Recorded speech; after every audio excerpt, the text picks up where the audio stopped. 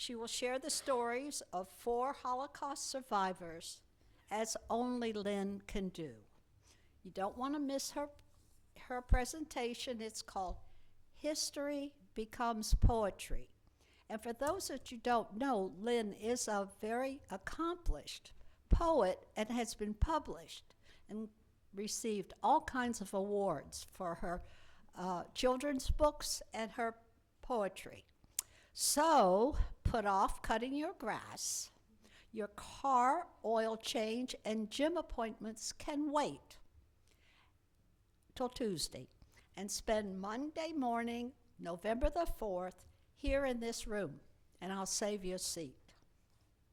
History Today, Monday, October, I've got the wrong date. What is the day's? 21st, isn't it? In 1797, the U.S. Navy frigate Constitution, also called Old Ironsides, was christened in Boston Harbor. In 1805, the Battle of Trafalgar occurred when the British Admiral Horatio Nelson defeated the French and the Spanish fleets, and unfortunately was killed at the same time. In 1915, the first transatlantic radio telephone message was sent from Arlington, Virginia to Paris, France. In 1940, Ernest Hemingway's novel, For Whom the Bell Tolls, was published. In 1945, the women of France were allowed to vote. We were a little bit behind them. In 1959, the Guggenheim Museum, designed by Frank Lloyd Wright, opened in New York. In 1966, 116 children and 28 adults died when a coal mine waste heat slid and engulfed a school in South Wales. In 1976, the Coast Guard Academy allowed the women to enroll. In 1982, a private funeral service was held for Bess Truman, our former First Lady. In 1988, the Philippines' former President, Ferdinand Marcos, and First Lady, Imelda Marcos, were indicted for racketeering charges. In 2014, I can never get this out of my mouth, Paralympic runner Oscar Pistorius was convicted of culpable homicide for shooting and killing his girlfriend. The conviction was later upgraded to murder, and he was released on parole in January 2024. In 2019, Facebook said it had taken down 4 state-backed disinformation campaign notes, 3 from Iran and 1 from Russia. In 2020, parents of 545 children still cannot be found. These children were separated at the Mexican border according to the Civil Liberties Union. In 2020, Spain became the first country to record 1 million COVID cases, with a death total of 34,366. In 2020, Pope Francis backed same-sex unions in an interview in a documentary. In 2021, actor Alex Baldwin was pointing a gun on a movie set at a film rehearsal, and it went off and killed the cinematographer and wounded director Joel Souza. Charges of involuntary manslaughter against Baldwin were dropped finally in July of 2024. And the birthdays today, the biggest and the most notable, is Swedish chemist Alfred Nobel. And that gentleman has left. An important birthday yesterday. I think that should be announced. They swept into today. Well, let me finish. Anyway, it's the birthday of television Judge Judith Schindler, Israeli Minister Benjamin Netanyahu, American actress Carrie Fisher, American political operative Hope Hicks. I'm done. And now it's my privilege to turn the mic over to History Group Chair Dr. Ovid Vitas, who will introduce our speaker. Thank you. Okay, thank you, Sherry, and good morning. Ken Merbler is the author of The Entrepreneur Who Created Business Camelot, Philip B. Crosby. He aims to share his experiences and provide real-life examples how to achieve entrepreneurial and business success, as well as quality improvement. Ken earned his Bachelor of Business Administration from the University of Texas, Arlington, and his MBA from the Kramer Business School at Rollins College. He frequently lectures at various colleges and universities, including Notre Dame, Baylor University, and Florida State. With over 40 years of experience in seminars and public speaking, Ken has worked for 4 consulting firms: Philip Crosby Associates, Proudfoot Consulting, Deloitte Consulting, and Ken Merbler Consulting Group, where he serves as the founding partner. So on behalf of the History Group of the University Club of Winter Park, it's our great pleasure to introduce Ken Merbler. Ken? Thank you. Thank you very much. Appreciate the opportunity to be with you this morning. Let me just set my clock so I don't overrun my time. I hate to overrun my time. There I go. Okay. It is a pleasure, and I appreciate the opportunity to be here at the University Club. My wife and I actually came on Friday night. It was wonderful. Different configuration than today, and I thought the music was incredible. The meal was great, and we appreciated that invite that Sherry had given us to come and meet people. And I always like to meet people. One of the things I'll talk about today with Crosby is prevention. And my idea of prevention is to be prepared. So like I came here on Friday last week just to see the facility, and then Friday morning, then we came back in the evening to meet the people. And so I understand a little bit about your organization, the kinds of things you do. It's exciting. The location, the facility is gorgeous. I do walking every day through Winter Park, and I always come by here, and I've always thought, what the heck does that place look like? So I found out, and it's great. So this morning, what I want to do is go over the book that I wrote, and actually, I didn't just write it. I interviewed 25 people from our company, the former company, PCA, and got their input, and I'm going to share that with you, and then I kind of put it together to honor this guy, and I love this guy. He's like my second father. I was the youngest guy he hired way back when, in 1980. I date myself, and I am older, but anyway, I'm trying to be preserved. So it was a great time, and the word Camelot, as you see here, where did I get this word Camelot? I got it because Phil and I talked about it. The last time I saw him before he passed away in 2001, but we were having lunch at Dexter's on New England, which is no longer there, and he said something to the effect, our time was like Camelot. And I said, yeah, it really was, because the employees loved it, the environment, and I'll share with you why they loved it. Our clients loved it because they had success, and I wish today more people would love the idea of quality improvement. We'll talk about that.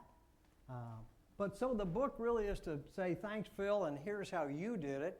And right now I consult with a number of startup companies because they're wondering, how do we do it? And how do I become successful?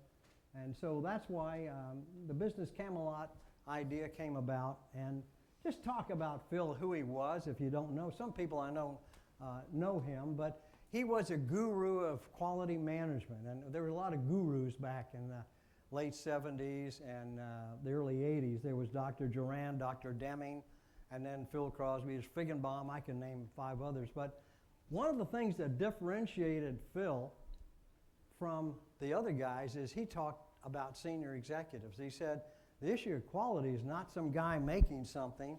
It's the guy that did the policies, planning, financing, and leads the company. That's the person that I have to go after to improve quality, because if he or she doesn't believe it, they don't believe it. If you think of a pyramid, they're at the very top. I was just listening to the news this morning about Disney fighting over board members and all this stuff.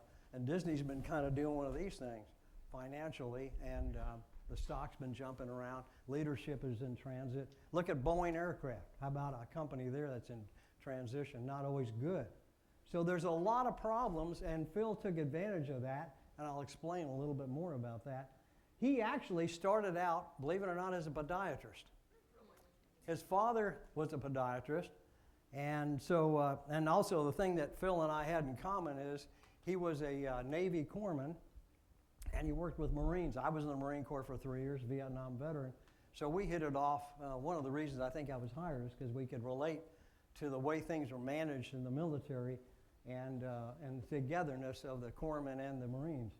But so he'd figured out that $3 a visit's not going to make much money if you're fixing feet back in 1940 or what, 1950.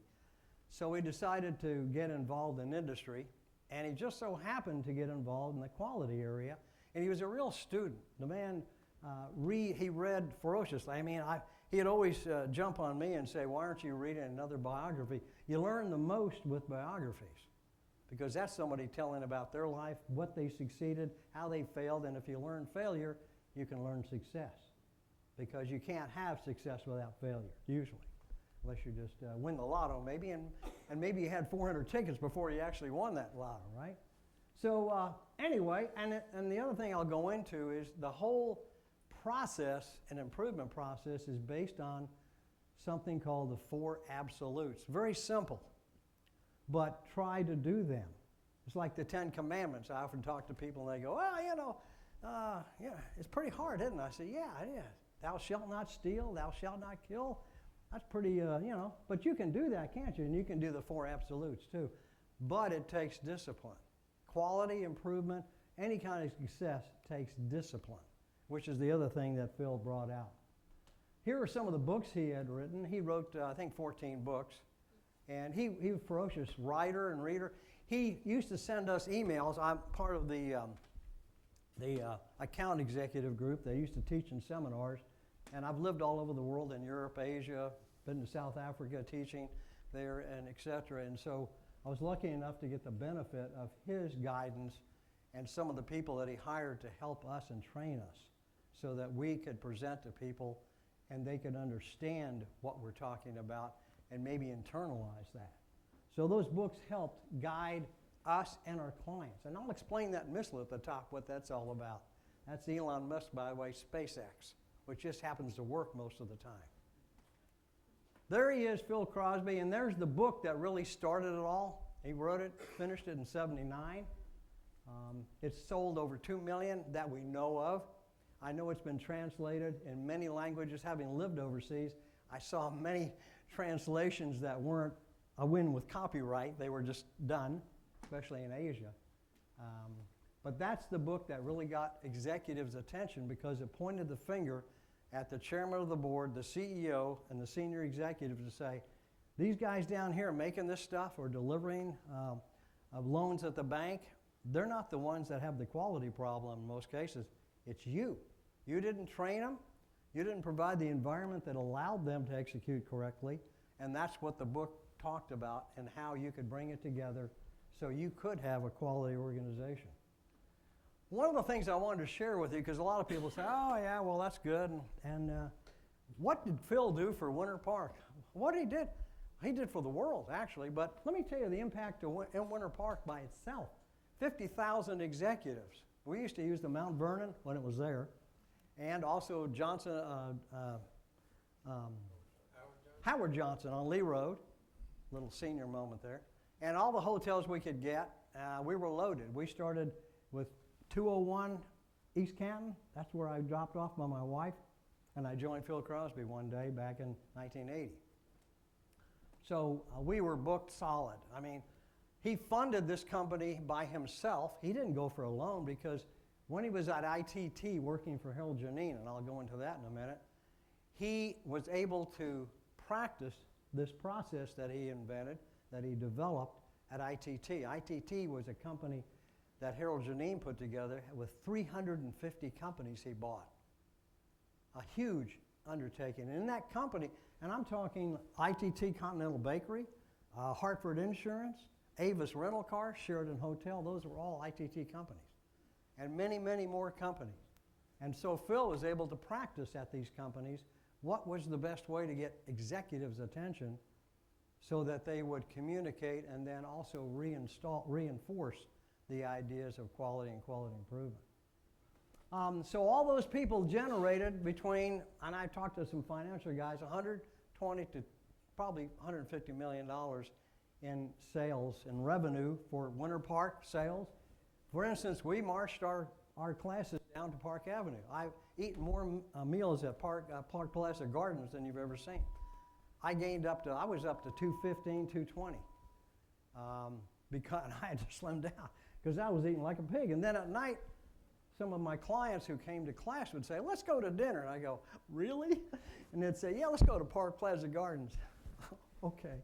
So I had 2 meals at Park Plaza Gardens. And all the other, 2 flights up, all those places, right, that are no longer here. I wish some of them were. But that generated a huge amount of revenue in all the hotels.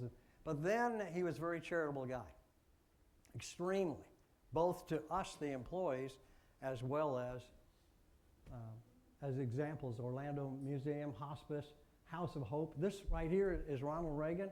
Ronald Reagan and his wife read the papers every day, I found out, when he was president. I got to meet him this night when we were doing a fundraiser for the House of Hope. The House of Hope is for girls that are pregnant with no husband or abused or whatever. And really wasn't known that well, and Phil helped put it on the map. And Ronald Reagan read about it in the paper because he read a lot of papers from all the different states. He said he wanted to come. He wrote a big check and came to help the fundraiser down towards Disney, he and his wife. Before he really had Alzheimer's, he was still in it when I met him. So that was his wife, Peggy, and him.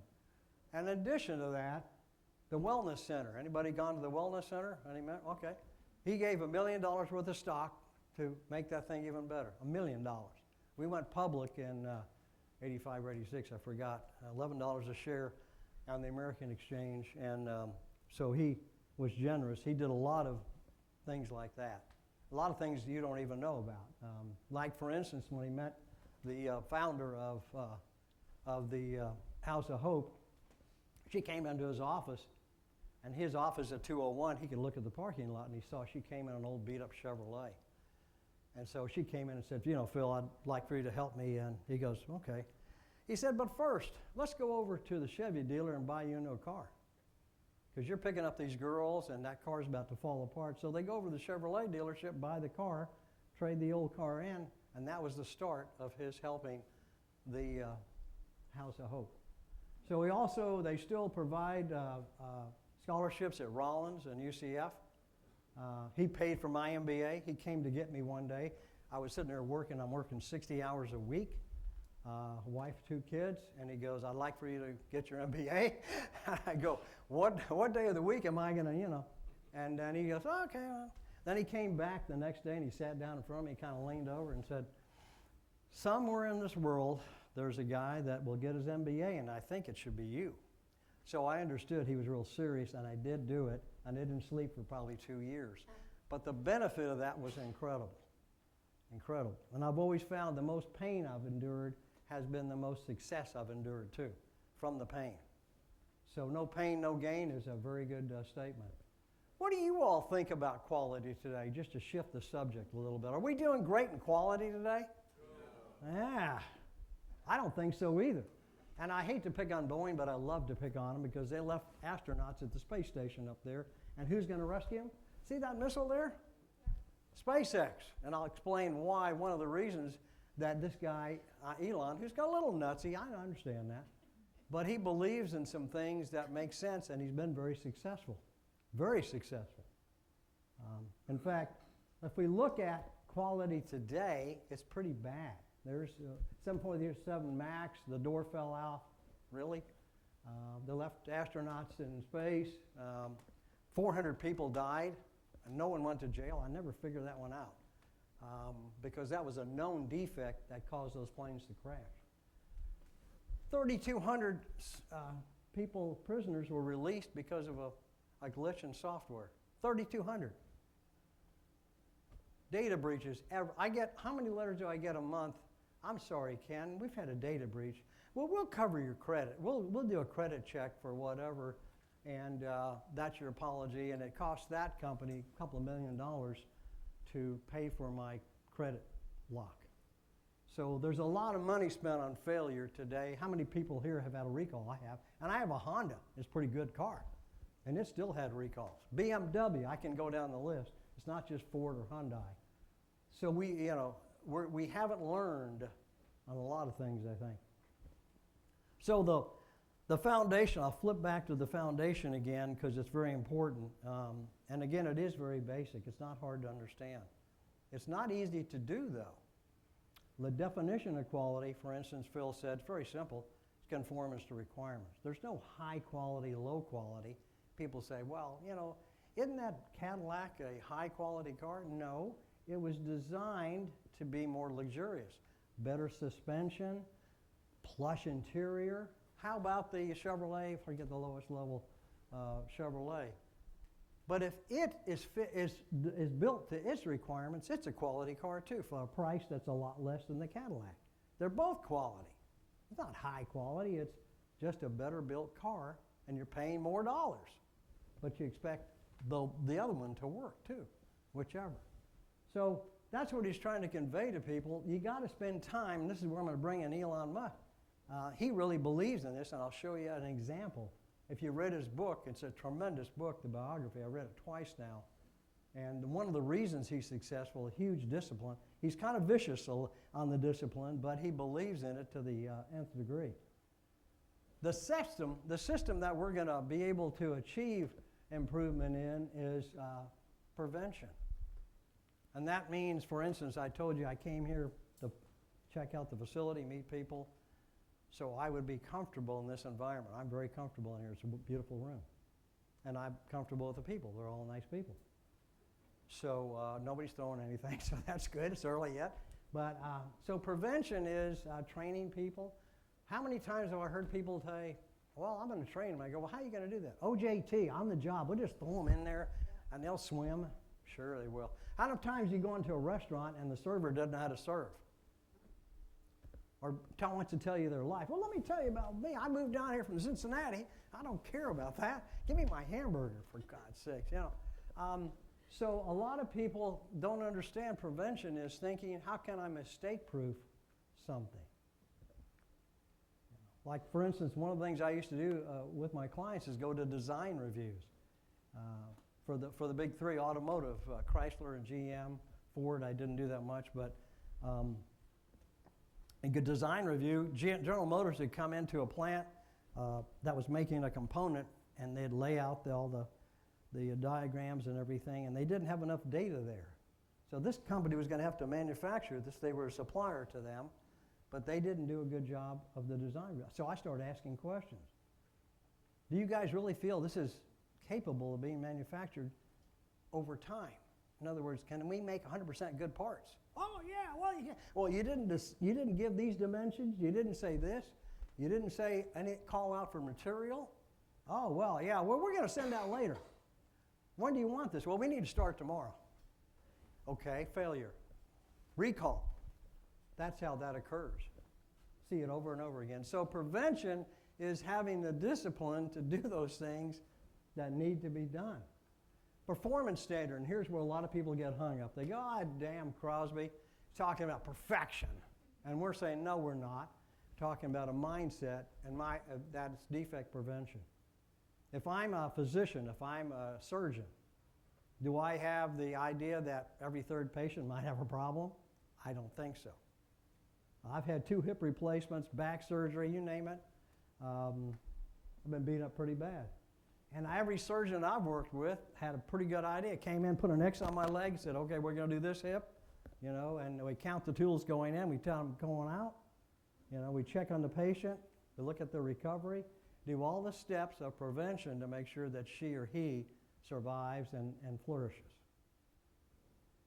So their idea, a pilot, and a lot of times I give this, I flew a lot. I'm a million-miler on Delta and United because I flew overseas a lot, Japan and all this stuff. And so I asked the pilots, I said, you guys have zero defects mindset. They go, well, yeah.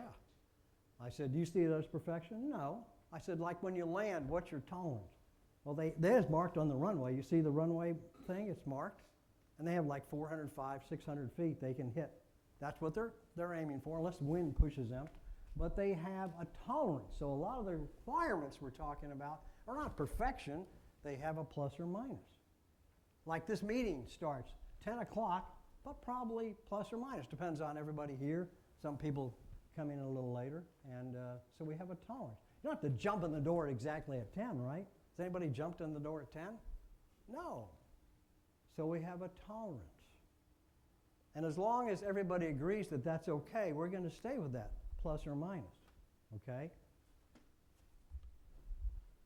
And the last one, and this is the one that got management all involved. They got really excited about this. Harold Janine, especially at ITT. It's called the price of nonconformance. What does it cost for failure? That's one thing people haven't looked at. When you don't do quality and you have recalls, how many millions does that cost? I did a workshop, I'll never forget, in Detroit, and I had talked to the Chrysler guys. Lee Iacocca was there. I got to meet him. And I got to meet Jerry Greenwald, who was the CEO, reporting to Iacocca, who was the chairman of the board. And I started talking about this, and he goes, okay, Friday, all my controllers worldwide will be in the athletic club downtown Detroit working with you to understand what our price of nonconformance is. Before I knew it, I was in a room with 30 controllers from around the world with Chrysler, and they were going through their chart of accounts and talking about failure issues, whether it was paint or rework issues and things like that, talking about how we could eliminate some of those. But first of all, we needed to measure them so we could then go up and change the requirements. Because we found out that most of them were because we hadn't done a good job of defining the requirements. So those are the 4 absolutes. You can do it personally at home, okay? You can say, like, what are my living requirements? Who do I work with? The phone company? Why do I still have a landline if I have a mobile? That's a question that a lot of people ask. Get rid of the landline, unless you just have to have it, or is it because we can't take change? The other thing we got to do, we got to live with change. I've learned that a long time ago. So what are your requirements to live on? What does your failure cost? Here are the requirements now.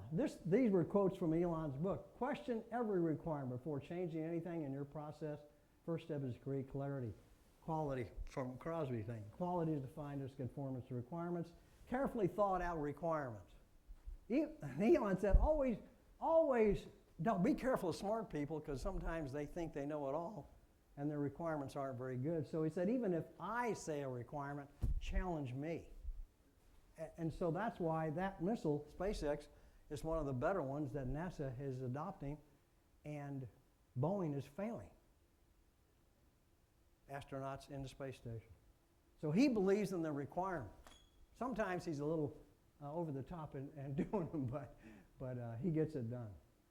So here's Harold Janine. This is where Phil, and I kind of went over this earlier, but 350 companies. He started out at 750 million. Read his bio. This is a book you ought to read. And then in 17 years, 750 million, 17 billion.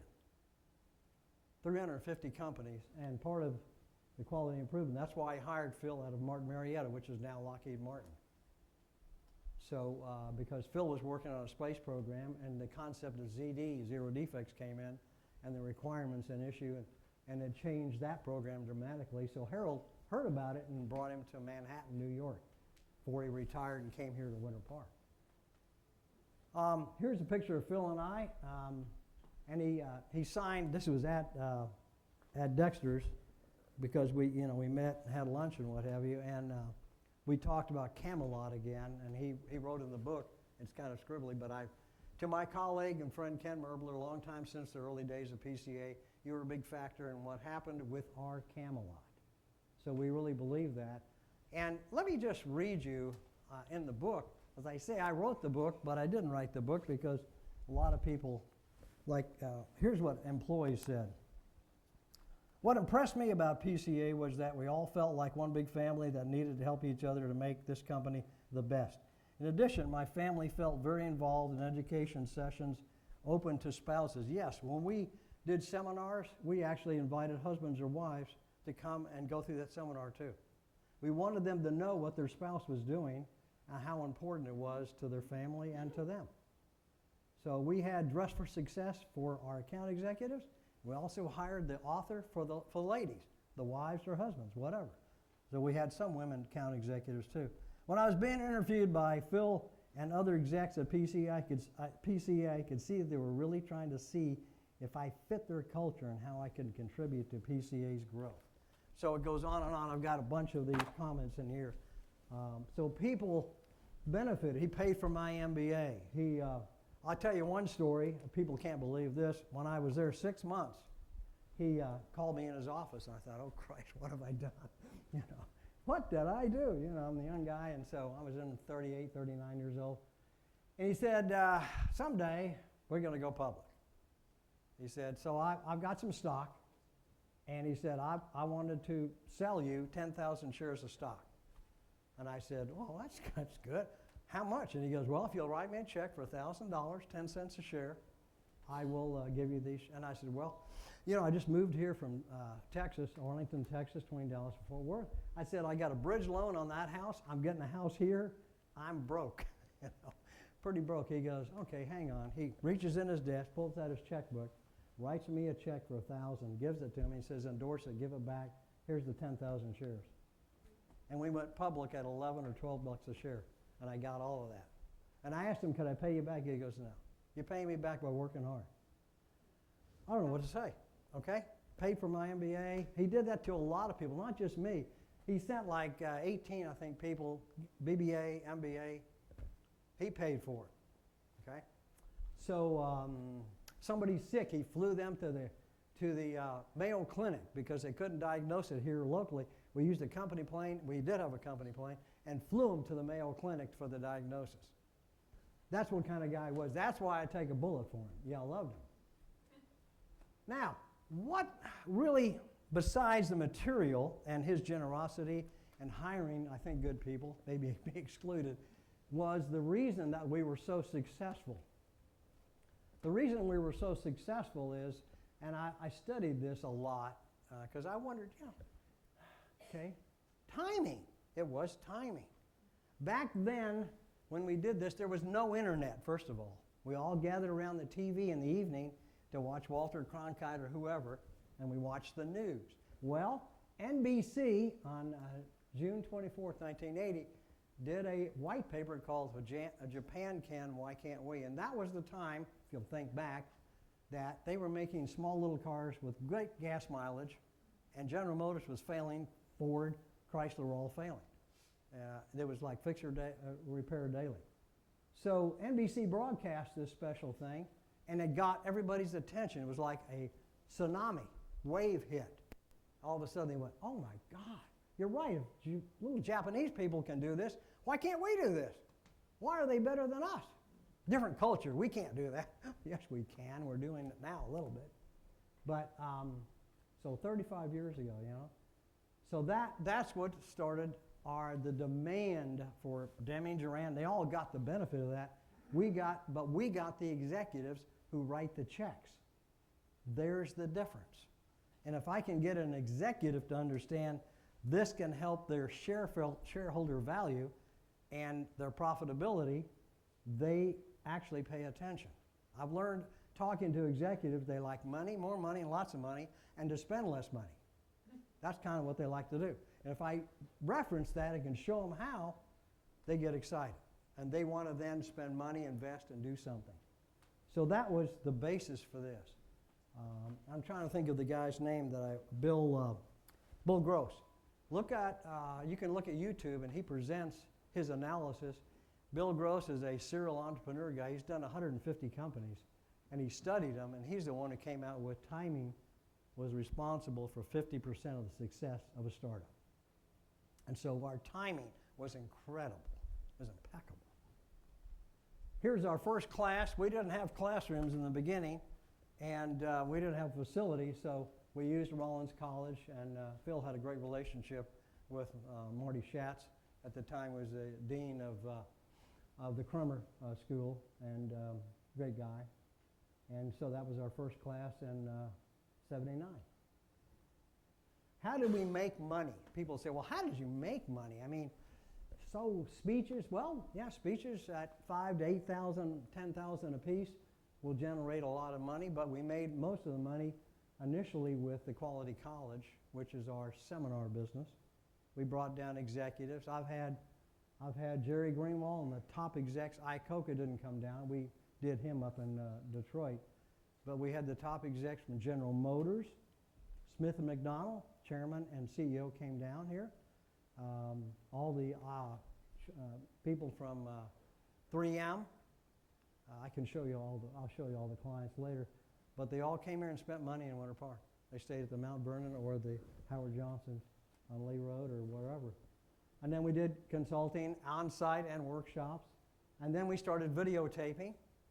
We used the Park Plaza Gardens, Miller's Hardware, to illustrate points. And then we sold these packages and we trained the trainers. And eventually, we had trained the trainers for the Quality College because we couldn't scale. We couldn't train fast enough because there's a lot involved in the certification of account executive. I had to teach like 20-something different classes. I had to understand that and how to put it together, the examples to illustrate the points and things like that. So it takes a while to figure it out. So that was a tremendous, and when we went to the market, they'd say, well, how do you guys make money? Well, the margins on videotapes are phenomenal. I'll sell a package of videos for $25,000. I'll train trainers, and I'll sell books for $100 a piece. Wow. What's your margins? How about 60% or 70%? Okay? So you can leverage that. And then we went public, as I said, in 85 for about $11, $12 a share. That helped also. So the other thing, when we talk about the employees getting the best training in the world, here are some guys that we use to consult with and to train with.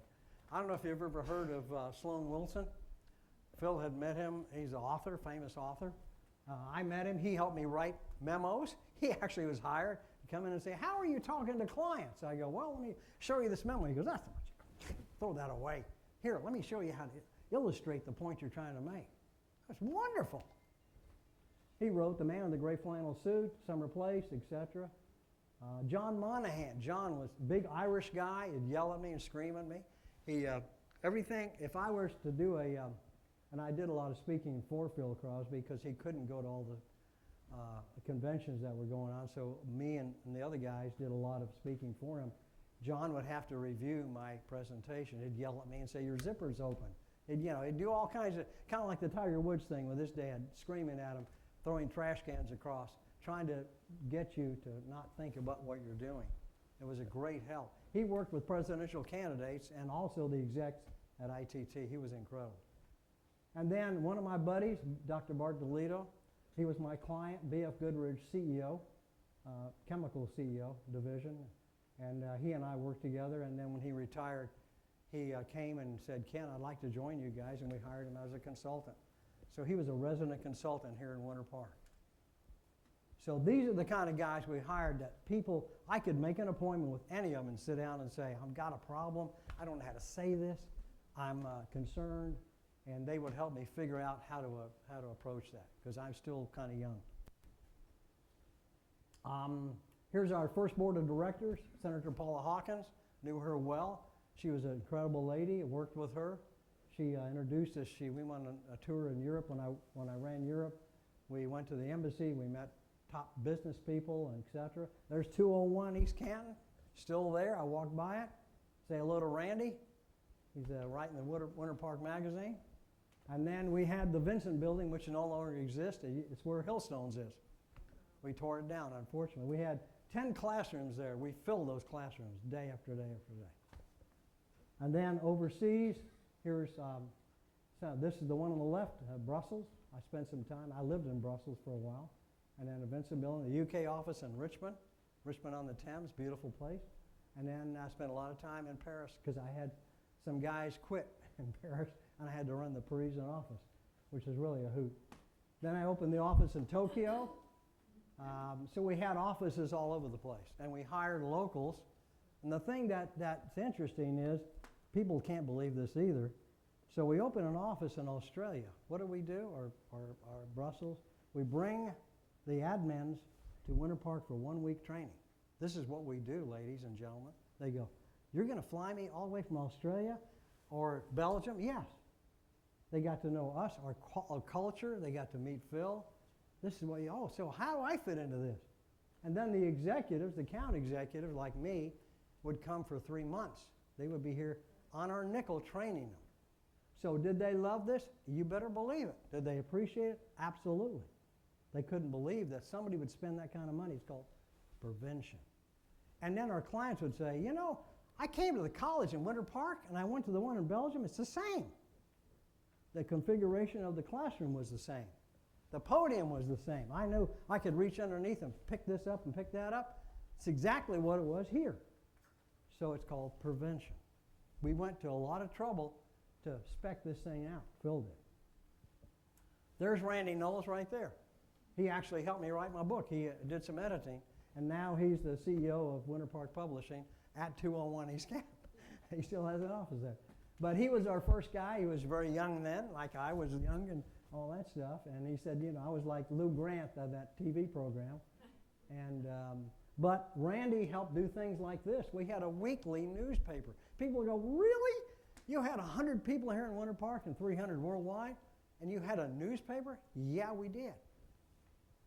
And we shared that with clients. We put their success stories in there. A magazine. Yes, that's Lamborghini on the right hand. That was one of our clients. They were owned by Chrysler for a while, by the way. I actually sat in a Lamborghini. We had an office in Rapallo, near the Italian Riviera. Beautiful.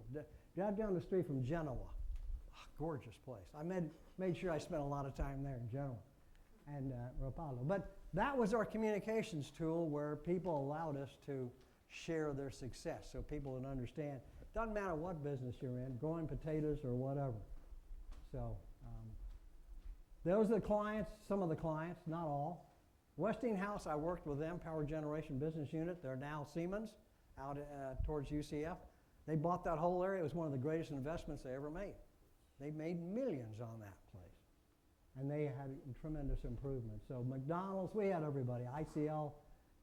I worked with the Japanese Management Association in Japan when I lived in Tokyo for a while.